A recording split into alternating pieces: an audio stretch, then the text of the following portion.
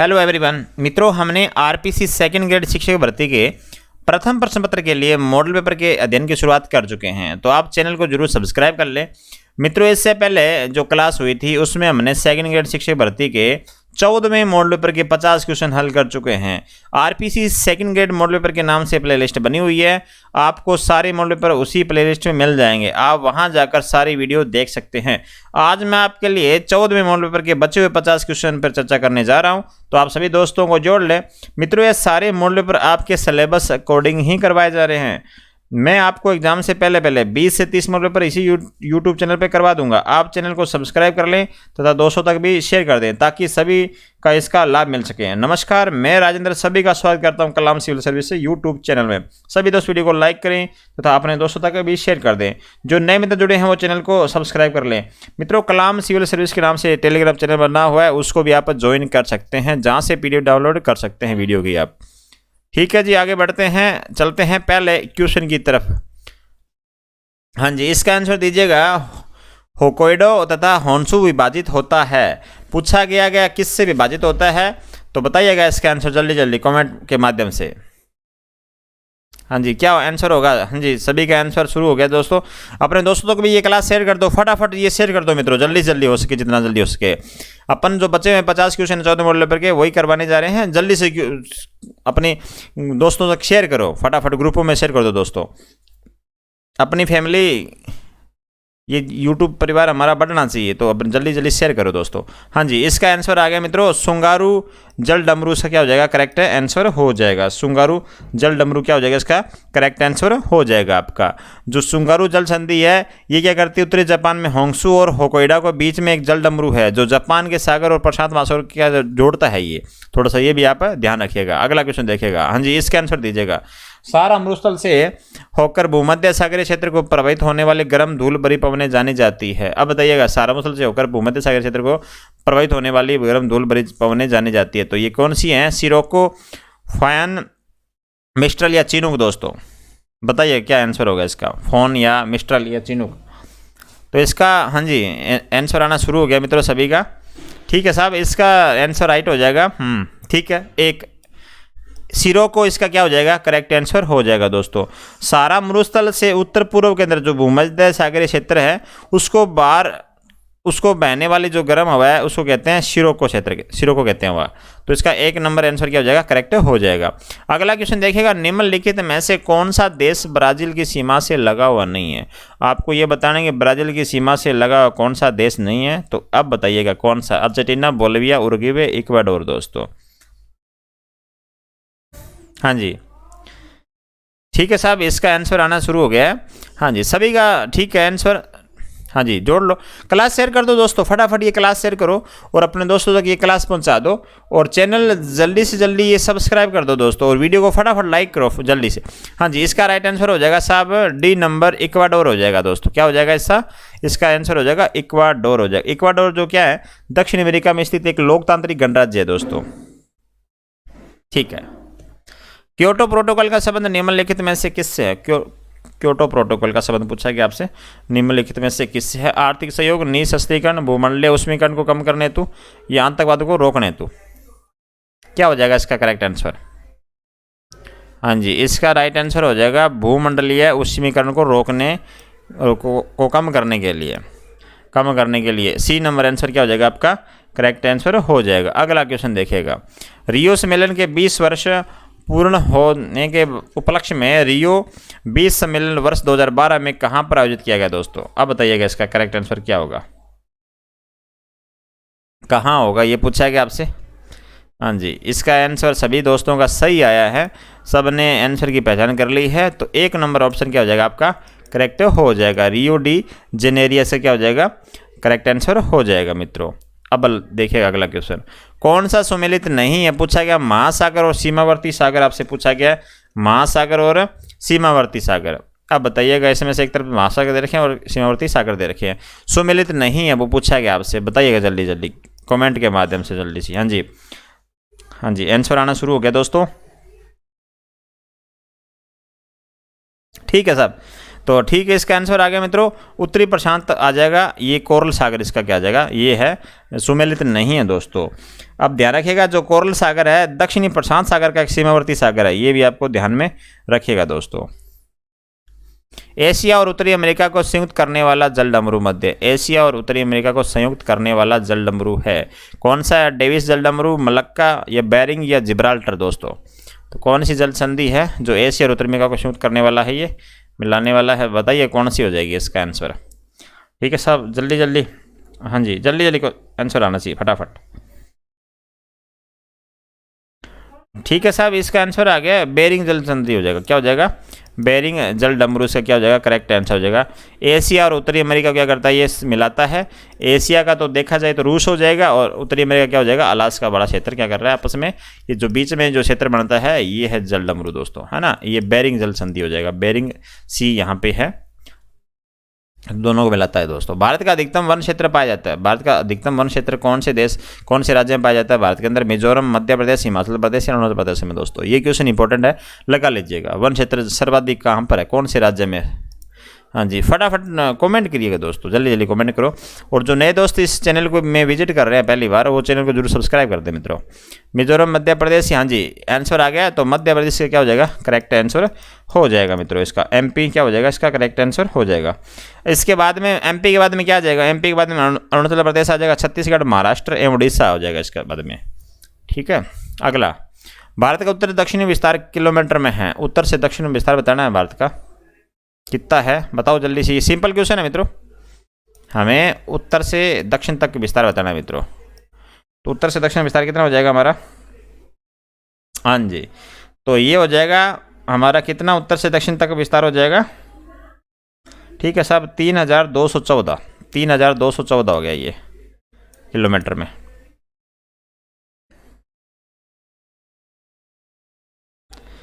और पूर्व पश्चिम में कितना हो जाएगा दोस्तों? पूर्व पश्चिम हो जाएगा 2933 किलोमीटर। ठीक है, अगला क्वेश्चन देखिएगा, मणिपुर पहाड़ियों से घिरा इम्फाल बेसिन एक सुंदर उदाहरण है, ये किसका सुंदर उदाहरण है? हिम नदियों मैदान का, लोयस मैदान का, या सरोवरीय मैदान का, या जलोढ़ मैदान का?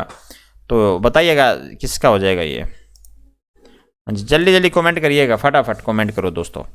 तो इसका करेक्ट आंसर हो जाएगा सरोवरीय मैदान का। किसका हो जाएगा? ये सरोवरीय मैदान का हो जाएगा मित्रों। आज आपको कम समय में ये क्वेश्चन करवा दूंगा, तो आप जुड़े रहे मेरे साथ अंत तक। भारत के उत्तरी मैदानों में शीत ऋतु में वर्षा होती है, शीत ऋतु में वर्षा पूछा गया आपसे। जो उत्तरी जो मैदान है भारत का, जो उत्तर वाले जो राज्य है वहाँ पे बरसात होती है शीत ऋतु के अंदर, तो वो पूछी कि किस वजह से होती है। हाँ जी, हाँ जी आंसर दो, फटाफट कमेंट करो जल्दी से। अरब सागरीय मानसून से, बंगाली खाड़ी मानसून से, या पश्चिमी विक्षोभ से दोस्तों, या लौटते हुए मानसून से? तो लौटते हुए मानसून से तो सिर्फ तमिलनाडु में बरसात होती है भारत के, और कहीं नहीं होती है। ये उत्तरी मैदानों पूछ रहा है, तो ये हो जाएगा पश्चिमी विक्षोभ हो जाएगा। इसका क्या आंसर हो जाएगा? पश्चिमी विक्षोभ इसका राइट आंसर हो जाएगा। निम्नलिखित में से कौन से भारतीय उद्योग भारत के विभाजन से नकारात्मक रूप से प्रभावित हुए हैं दोस्तों? तो भारत के विभाजन से ये प्रभावित हुए हैं लौह इस्पात उद्योग, चीनी उद्योग, सूती वस्त्र उद्योग, या जूट उद्योग दोस्तों। तो इसका क्या आ जाएगा आंसर? हाँ जी फटाफट बताइएगा। ठीक है साहब, आंसर आना शुरू हो गया, तो इसका करेक्ट आंसर क्या हो जाएगा? 3 और 4, सूती वस्त्र उद्योग और जूट उद्योग, इन पे क्या पड़ा है? इन पे प्रभाव है, नकारात्मक रूप पड़ा है दोस्तों, इसका प्रभाव देखने को मिला है। भारत की अर्थव्यवस्था के संदर्भ में निम्नलिखित में से कौन से भूमंडलीकरण के परिणाम है? भूमंडलीकरण के परिणाम पूछेंगे आपसे, तो कौन से परिणाम हो जाएंगे इसके देखिएगा। हाँ जी फटाफट आंसर दो मित्रों जल्दी से। हाँ जी, क्लास को शेयर भी कर दो दोस्तों, अपने दोस्तों तक शेयर कर दो, अपने ग्रुपों में शेयर कर दो फटाफट जल्दी जल्दी। हाँ जी, तो इसका राइट आंसर हो जाएगा 1, 2, 3 और 4 दोस्तों। नए व्यापार है, औद्योगिक नीतियां दोस्तों, ये भी है भूमंडली के परिणाम। नई बैंकिंग है, वित्त नीतियां हैं, और श्रम बाजार सुधार हो जाएगा। राजस्व और राजकोषीय सुधार दोस्तों, ये भी इसका करेक्ट आंसर हो जाएगा। तो चारों ही क्या हो जाएंगे? इसके परिणाम हैं भूमंडलीकरण के। अगला क्वेश्चन देखेगा, भारत विश्व में किसका सबसे बड़ा आयातक उत्पादक उपभोक्ता है दोस्तों? सबसे बड़ा आयातक पूछा गया, क्या हम आयात करते हैं? तो बताइएगा क्या करते हैं। हाँ जी, चाय, मक्का, दाल या गेहूं? ठीक है जी, आंसर दो फटाफट। ठीक है साहब, आंसर मिल गया है इसका। इसका आंसर हो जाएगा राइट दाल। दाल का सबसे बड़ा उत्पादक उपभोक्ता है दोस्तों आयातक। भारत का प्रथम उर्वरक संयंत्र कहाँ लगा था? तो प्रथम उर्वरक संयंत्र पूछा गया, कहाँ लगा था? नांगल, सिंदरी, आंवला या ट्रांबे दोस्तों? बताइए कहाँ लगा था। हाँ जी आंसर आ गया मित्रों सभी का। तो ये कहाँ लगा था? ये लगा था मित्रों कहाँ पर? 1951 में सिंदरी के अंदर। कहाँ लगा था? सिंदरी के अंदर। सिंदरी कहाँ है? सिंदरी है बिहार में आपका। तो भारत का प्रथम उर्वरक संयंत्र है ये भी आपका ध्यान में होना चाहिए। 1951 के अंदर बिहार के अंदर सिंदरी के अंदर। प्रधानमंत्री देखिएगा, तो प्रधानमंत्री इस लोकसभा द्वारा चुना जाता है, संसद के दोनों सदनों की संयुक्त मीटिंग में उसका चुनाव होता है, राष्ट्रपति द्वारा नियुक्त किया जाता है, लोकसभा द्वारा निर्वाचित किया जाकर राष्ट्रपति द्वारा नियुक्त किया जाता है। तो बताइएगा इसका करेक्ट आंसर क्या होगा मित्रों? प्रधानमंत्री क्या होता है? हाँ जी, तो ठीक है, पॉलिटिकल का क्वेश्चन है दोस्तों। हाँ जी, लोकसभा द्वारा निर्वाचित किया जाकर राष्ट्रपति द्वारा नियुक्त किया जाता है। तो ये डी नंबर क्या हो जाएगा? इसका करेक्ट आंसर हो जाएगा। नर्मदा नदी का उद्गम स्थल निम्नलिखित में से कौन सा है? अमरकंटक, सतपुड़ा, पंचमढ़ी या चित्रकूट। दोस्तों नर्मदा नदी का पूछा गया है। हाँ जी, नर्मदा नदी बताइएगा कहाँ। ठीक है साहब, ये आंसर आ गया इसका आंसर हो जाएगा करेक्ट आंसर अमरकंटक। एमपी के अमरकंटक कैसे निकलती है और खंबाती खाड़ी में ये गिर जाती है और ये एस्चुरी का निर्माण करती है। ये भी आप ध्यान रखिएगा, जो ये नर्मदा नदी है एस्चुरी का निर्माण करती है और इस नदी के ऊपर एक धुआंधार जलप्रपात है, वो भी ध्यान रखिएगा। ठीक है, बहुत पूछा गया धुआंधार जलप्रपात कौन सी नदी के ऊपर बना हुआ? तो नर्मदा नदी के बना हुआ धुआंधार जलप्रपात। 68 औपनिवेशिक भारत में कौन सा संवैधानिक अधिनियम मोंटेग्यू घोषणा की परिणति है? दोस्तों बताइएगा इस क्वेश्चन का आंसर। तो इसका क्या हो जाएगा? भारतीय शासन अधिनियम 1919 से क्या हो जाएगा? करेक्ट आंसर हो जाएगा। सी नंबर इसका क्या हो जाएगा भाई? राइट आंसर हो जाएगा मित्रों। 69 नंबर क्वेश्चन आपकी स्क्रीन के ऊपर। राष्ट्रपति की मृत्यु या त्यागपत्र की अवस्था में उपराष्ट्रपति कार्य करता है। उपराष्ट्रपति क्या कार्य करता है? शेष अवधि के लिए करता है, अधिकतम 4 माह की अवधि के लिए करता है, अधिकतम 6 महीने के लिए करता है या 1 वर्ष के लिए करता है उपराष्ट्रपति। तो उपराष्ट्रपति कितने समय के लिए काम करेगा ये बताना आपको, जब राष्ट्रपति की मृत्यु हो जाए या त्यागपत्र दे दे राष्ट्रपति। तो बताओ कितने टाइम तक ये करेगा? हाँ जी ठीक है साहब, इसका आंसर मिल गया है सी, अधिकतम 6 महीने तक ये क्या कर सकता है? उपयोग कर सकता है। सी नंबर इसका क्या हो जाएगा? आंसर करेक्ट हो जाएगा। जब तक ये उपराष्ट्रपति राष्ट्रपति के काम करेगा तब तक उसकी सैलरी राष्ट्रपति वाली मिलेगी, जितनी भी सेवाएं शर्तें हैं वो सारी किसकी मिलेगी? राष्ट्रपति की उसको मिलती रहेगी। संविधान में मौलिक कर्तव्य किस अनुच्छेद में जोड़े गए हैं? दोस्तों किस अनुच्छेद में दिए गए हैं मौलिक कर्तव्य? मौलिक कर्तव्य पूछे गए आपसे, तो जल्दी से जल्दी इस क्वेश्चन का आंसर दीजिएगा, फटाफट दो। ठीक है साहब, ठीक है, आंसर आ चुका है मित्रों। इसका आंसर हो जाएगा 51 क में, और ये भाग 4 क का ये पार्ट है 51 क दोस्तों, और भाग 4 है नीति निर्देशक तत्व है 36 से लेके 51 तक, और 51 क जो है ये आ जाएगा मूल कर्तव्य। 42 से जब संविधान संशोधन हुआ था उसमें हमने ये जोड़े गए थे 10 मूल कर्तव्य दोस्तों, भाग 4 क के अंदर जोड़े गए थे। आपको ये भी आपको ध्यान होना चाहिए। और वर्तमान में आपको पता है 11 मूल कर्तव्य है, जो 86वां संविधान संशोधन 2002 में हुआ था उसमें 11वां संविधान अपने मूल कर्तव्य जोड़ा गया था 11वां। तो अब कितने हैं? 11 हैं। भारतीय संविधान के निम्नलिखित अनुच्छेदों में से कौन सा उस मूल अधिकार से संबंधित है जो उन्हें भी उपलब्ध है जो कि भारत के नागरिक नहीं हैं? बताइए कौन सा है इनमें से जो भारत के नागरिक नहीं हैं उनको भी ये उपलब्ध है? कौन सा हो जाएगा इसका राइट आंसर? ठीक है साहब, आंसर आ चुका है, सभी का करेक्ट आंसर है दोस्तों।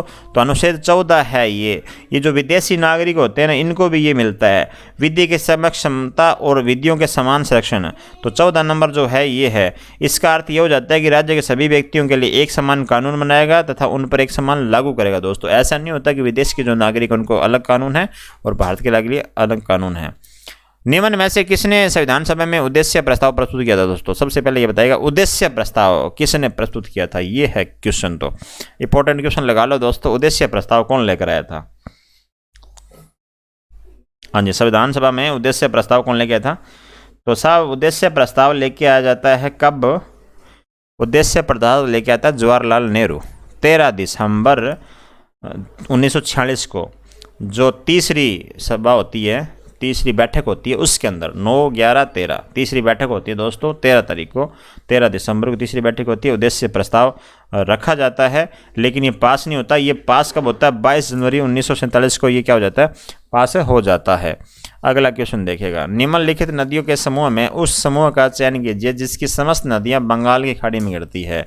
तो बंगाल की खाड़ी में कौन सी नदियाँ गिरती है बताइएगा मुझे, कौन सी नदियाँ बंगाल की खाड़ी में गिरती है? अब देखिएगा ये है, तो इधर बंगाल की खाड़ी, इधर अरब सागर की खाड़ी, तो सारी नदियाँ जो इधर जा रही है उनका समूह बताना आपको। तो इसका राइट आंसर जो है गंगा, ब्रह्मपुत्र, कृष्णा एवं कावेरी दोस्तों।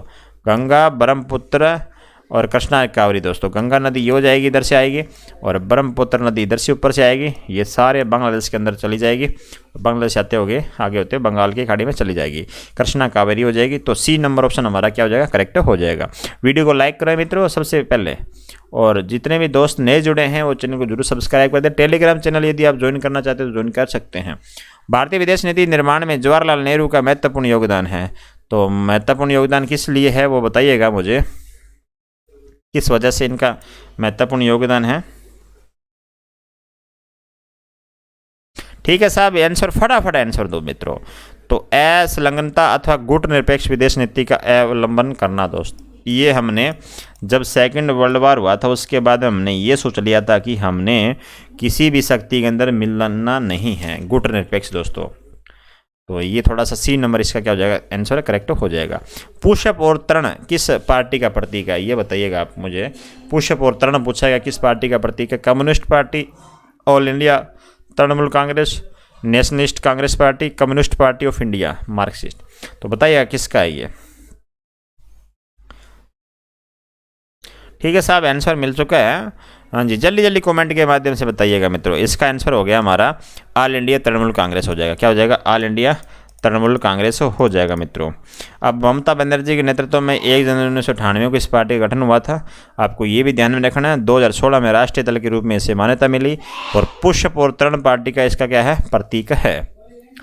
तो एनिमल कथनों पर विचार कीजिएगा, निम्नलिखित कथनों पर विचार कीजिएगा, सत्य कथन की पहचान करना है। संसद कोई कानून नहीं बना सकती मित्रों, ये है, संसद कोई कानून नहीं बना सकती जो मूल अधिकारों का अतिक्रमण करे दोस्तों। ये निम्नलिखित था। संसद संविधान शासन द्वारा मूल अधिकारों को परिवर्तित कर सकती है। तब बताइए क्या हो सकता है इसका? सत्य कथन की पहचान करनी है आपको। तो कौन सा सत्य कथन हो जाएगा ये बताइएगा मुझे। तो ठीक है साहब, इसका आंसर हो जाएगा सी। 1 और 2 दोनों हो जाएंगे।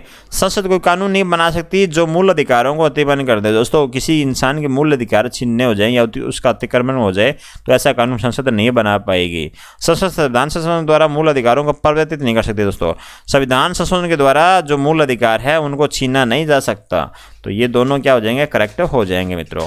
भारतीय संविधान के किस अनुच्छेद के अंतर्गत छुआछूत अपराध घोषित किया गया है? अब बताइएगा किस अनुच्छेद के अंतर्गत पूछा गया जो छुआछूत अपराध घोषित किया गया है?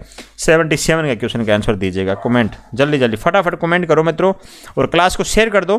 हाँ जी, अंतिम दौर में क्लास है मित्रों। तो कौन सा हो जाएगा? कौन सा अनुच्छेद है? हाँ जी, खतरा 17 कौन सा हो जाएगा मित्रों? इसका आंसर हो जाएगा 17। तो अस्पृश्यता का अंत है 17 अनुच्छेद, आर्टिकल 17 के अंदर ये है क्या है? अस्पृश्यता का अंत। 17 का अंत मतलब क्या हो जाता है दोस्तों? खतरा हो जाता है। तो समानता का अधिकार के अंदर है ये, 14 से 18 तक बीच के अंदर बात करते हैं अनुच्छेद। ये फंडामेंटल राइट जो है उसकी बात कर रहे हैं दोस्तों, 12 से 35 उसके अंदर ये आर्टिकल आता है। ठीक है जी, आगे बढ़ते हैं हम। भारत के संविधान के निम्नलिखित में से किस अनुच्छेद में वैज्ञानिक दृष्टिकोण शब्द का उल्लेख है? तो वैज्ञानिक दृष्टिकोण शब्द का उल्लेख है कौन से अनुच्छेद के अंदर है? तो बताइएगा। हाँ जी, कहाँ पर है ये बताओ मुझे तो सर। ठीक है जी, इसका आंसर आ गया है 51 कैज। तो ये डी नंबर इसका क्या हो जाएगा? राइट आंसर हो जाएगा। 79 नंबर क्वेश्चन देखिएगा। भारत में कर्मचारी राज्य बीमा योजना की शुरुआत किस वर्ष हुई है? तो कर्मचारी राज्य बीमा योजना की शुरुआत पूछी है किस वर्ष हुई है? तो ठीक है, आगे बढ़ो, बताइएगा आंसर। फटाफट कमेंट करिएगा मित्रों, जल्दी जल्दी कमेंट कर दो। और जो साथी नए हैं इस चैनल पे वो जरूर चैनल को सब्सक्राइब कर दे मित्र। ठीक है जी, इसका आंसर आ गया मित्रों। कर्मचारी राज्य बीमा योजना की शुरुआत 24 फरवरी हाँ जी 1952। राइट आंसर क्या हो जाएगा? 1952 हो जाएगा। डी नंबर आंसर क्या हो जाएगा, इसका करेक्ट हो जाएगा। 80 नंबर क्वेश्चन आपकी स्क्रीन के ऊपर दिख रहा है। भारत में राज्य स्तर पर जिला औद्योगिक केंद्रों की स्थापना का प्रावधान किस औद्योगिक नीति का भाग था? तो कौन सी औद्योगिक नीति का भाग था, तो बताइएगा जल्दी से, फटाफट आंसर करिएगा इसका। हाँ जी, इसका आंसर आ गया मित्रों सी नंबर, औद्योगिक नीति 1977 हो जाएगा, इसका करेक्ट आंसर हो जाएगा मित्रों। 81 नंबर क्वेश्चन है आपके सामने, शिक्षा मनोविज्ञान क्वेश्चन शुरू है। यदि बुद्धि लब्धि में स्थिरता के कारक को मान लिया जाए तो उससे निम्नलिखित में से किस दावे का समर्थन प्राप्त होता है? तो किस दावे का समर्थन प्राप्त होगा? हाँ जी, बुद्धि का स्वरूप जन्मजात होता है, बुद्धि का स्वरूप अर्जित होता है, बुद्धि का स्वरूप ऐसंत जन्मजात तथा ऐसंत अर्जित होता है। दोस्तों बुद्धि का स्वरूप मापनीय होता है।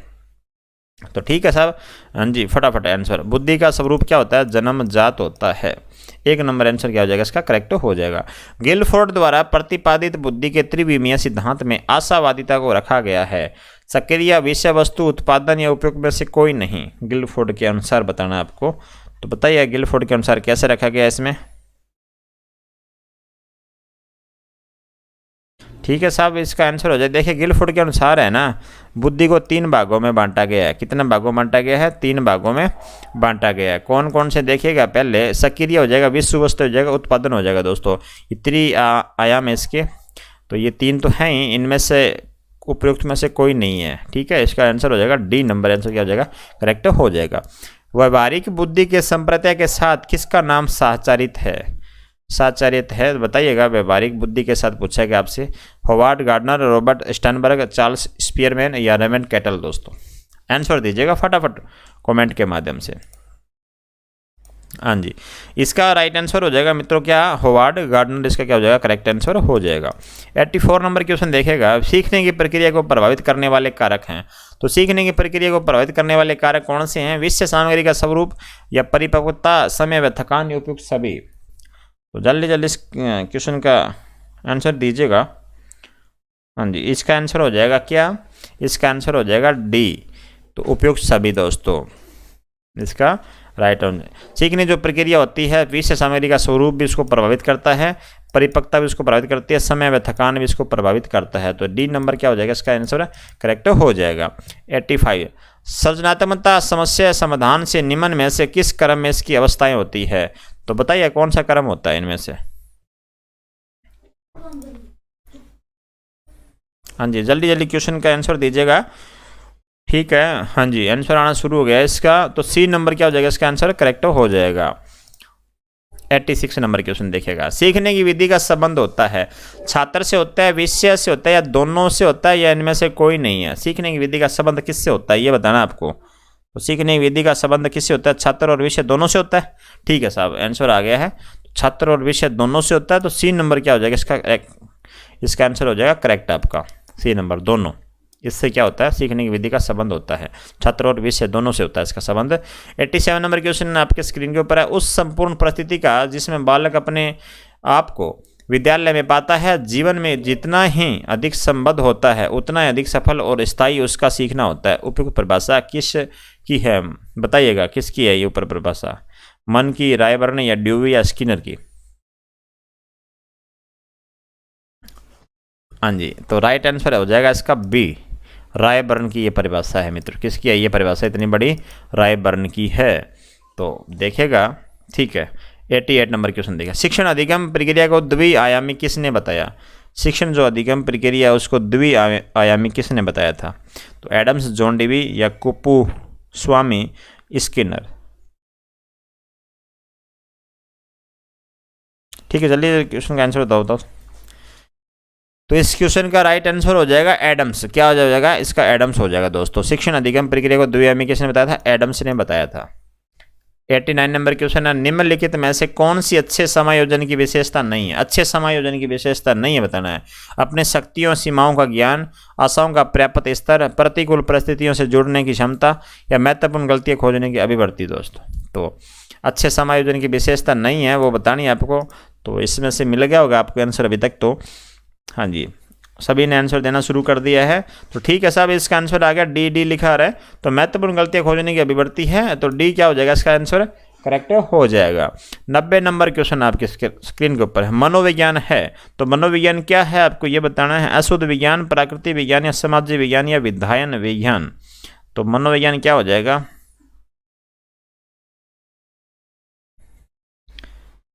हाँ जी, तो इसका राइट आंसर क्या हो जाएगा, देखिएगा मनोविज्ञान है ना, मनोविज्ञान के अंदर क्या करते हैं अपन, वस्तु का अध्ययन तथ्य के रूप में किया जाता है, इसलिए इसे क्या कहते हैं, विधायक विज्ञान कहेंगे दोस्तों। क्या कहेंगे, इसलिए विधायक विज्ञान कहेंगे। इरेक्शन की विकास की अवस्थाओं में घनिष्ठता बनाम की एकीपन अवस्था दिखलाई देती है। इरेक्शन की विकास की अवस्थाओं में घनिष्ठता बनाम एकीपन की व्यवस्था दिखाई देती है, किशोर अवस्था में या प्रौढ़ावस्था में या वृद्धावस्था में, युवा व्यवस्था में। दोस्तों बताइए किस में दिखाई देती है। ठीक है साहब, इसका आंसर फटाफट आंसर दो मित्रों, जल्दी जल्दी आंसर दो। तो कौन सी अवस्था में दिखाई देती है, हाँ जी, युवा अवस्था में दिखाई देती है दोस्तों। डी नंबर क्या हो जाएगा इसका आंसर, करेक्ट हो जाएगा। अगला क्वेश्चन आपके स्क्रीन के ऊपर है, रोजर्स के अनुसार आत्म संप्रत्यय के स्वस्थ विकास के लिए किसकी जरूरत होती है। तो स्वस्थ विकास के लिए किसकी जरूरत होगी बताइएगा फटाफट। हाँ जी, स्वस्थ विकास के लिए शर्तपूर्ण समान, पर्यावरणीय अवरुद्धता या संवेग का नियंत्रण या शर्तहीन धनात्मक समान। दोस्तों तो किसकी जरूरत होती है, इसमें डी नंबर आंसर क्या हो जाएगा आपका, करेक्ट हो जाएगा। तो डी नंबर क्या हो जाएगा आंसर, करेक्ट हो जाएगा। ठीक है, सभी का आंसर आ रहा है, तो डी नंबर क्या है इसका करेक्ट आंसर है। अगला क्वेश्चन देखिएगा, व्यक्तित्व का सिद्धांत जिसमें पर्यावरण, व्यवहार तथा शील गुणों के पारस्परिक प्रभाव पर बल डाला जाता है को कहते हैं, क्या कहते हैं, फ्राइडियन सिद्धांत या मानवतावादी सिद्धांत या व्यवहारवादी सिद्धांत या सामाजिक संज्ञानात्मक सिद्धांत। तो क्या कहते हैं, जल्दी जल्दी क्वेश्चन का आंसर दो फटाफट। हाँ जी, जल्दी से कमेंट करो मित्रों सभी मित्र। हाँ जी, क्लास को शेयर कर दो मित्रों, फटाफट शेयर कर दो अपने दोस्तों तक और वीडियो को लाइक कर दो। हाँ जी, सामाजिक संज्ञानात्मक सिद्धांत, इसका क्या हो जाएगा, जो आंसर हो जाएगा बिल्कुल डी नंबर सही हो जाएगा आपका। आलपोर्ट द्वारा प्रतिपादित व्यक्तित्व के सिद्धांत को कहा जाता है, आलपोर्ट के द्वारा पूछा गया है, प्रतिपादित जो व्यक्तित्व के सिद्धांत है उसको क्या कहा जाता है, प्रकार सिद्धांत, शील गुण सिद्धांत या सामाजिक सीखना सिद्धांत या व्यवहारात्मक सीखना सिद्धांत कहते हैं। तो क्या कहते हैं, आलपोर्ट के अनुसार पूछा गया आपसे, जल्दी से इसका राइट आंसर दो फटाफट। हाँ जी, तो आंसर आ चुका है दोस्तों, आलपोर्ट ने क्या दिया था, शील गुण का सिद्धांत दिया था। तो शील गुण सिद्धांत इसका क्या हो जाएगा, आंसर करेक्ट हो जाएगा। शील गुण से तात्पर्य यह है कि दोस्तों वैसी विशेषताएं होती है जो एक व्यक्ति से दूसरे व्यक्ति से सतत ढंग से या सापेक्ष रूप से स्थायी ढंग से परिवर्तित हो जाती है, तो उसे शील गुण सिद्धांत कहते हैं। कैटल के अनुसार व्यक्तित्व की मूल इकाई निम्नलिखित में से कौन सी है, मूल इकाई पूछी गई है कौन सी है, स्रोत शील गुण, सतही शील गुण या ए बी दोनों या समता शील गुण। दोस्तों तो कैटल के अनुसार पूछिए व्यक्तित्व की मूल इकाई कौन सी है। हाँ जी, मूल इकाई आपकी कौन सी हो जाएगी, स्रोतशील गुण और स्थायीशील गुण दोनों हो जाएगी आपकी मूल इकाई। तो इसका जो करेक्ट आंसर हो जाएगा सी नंबर क्या हो जाएगा, इसका करेक्ट आंसर हो जाएगा। 96 नंबर क्वेश्चन का आप तो आंसर दीजिएगा। प्रतिभावान बालकों की पहचान करने के लिए हमें सबसे अधिक महत्व किसको देना चाहिए, जब यदि हमें प्रतिभावान जो बालक होते हैं उनकी पहचान करनी है तो हमें किसको ज़्यादा महत्व देना चाहिए। हाँ जी, फटाफट दो इस क्वेश्चन का आंसर। ठीक है साहब, इस क्वेश्चन का आंसर आ चुका है। यदि हमें प्रतिभाशाली बालकों की पहचान करनी है तो सबसे अधिक क्या इसको देंगे, वस्तुनिष्ठ परीक्षणों परिणाम को देना चाहिए। दोस्तों जो वस्तुनिष्ठ जो परीक्षण होते हैं उनके परिणाम होते हैं उनको देना चाहिए मित्रों। बी नंबर क्या हो जाएगा इस आंसर का, इस क्वेश्चन का आंसर करेक्ट हो जाएगा। निम्न में से तनाव को कम करने का अप्रत्यक्ष ढंग है, तनाव को कम करने के लिए क्या चीज़ है, विश्लेषण और निर्णय, रुकावट को दूर करना, दूसरे लक्ष्य के प्रतिस्थापन या उदारीकरण। दोस्तों तनाव को दूर करने के लिए किसका उपयोग करना चाहिए।